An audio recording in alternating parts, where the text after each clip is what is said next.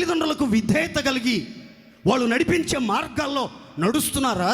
లేకపోతే చదివిస్తున్నారు, మంచి జ్ఞానం ఉంది, మంచి టాలెంట్స్ ఉన్నాయి, మంచి అందం ఉంది, అవసరాలన్నీ తీర్చబడుతున్నాయి, వాళ్ళని లెక్క చేసేది ఏందని తల్లిదండ్రులకు విరోధంగా ప్రవర్తిస్తూ మీ ఇష్టానుసారంగానే మీకు తోచినట్లుగా మీ మనసుకు నచ్చినట్లుగా స్వేచ్ఛతో విహరించి గూడు విడిచి తిరిగే పక్షిలాగా ఇచ్చలవిడిగా ప్రవర్తిస్తున్నారా?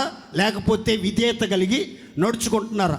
స్వేచ్ఛగా తిరుగుతున్నావు, విచ్చలవిడిగా తిరుగుతున్నావు, త్రోవ తప్పి ప్రవర్తిస్తున్నావు, దైవ భయం లేకుండా జీవిస్తున్నావు అంటే నువ్వు ఒక అడవిగాడిదివి అని బైబిల్ గ్రంథం చెప్తుంది. అడవిగాడిద మొదటి దేవునికి విరోధి, రెండోది మనుషులందరికీ విరోధం. ఎవరితో సమాధానంగా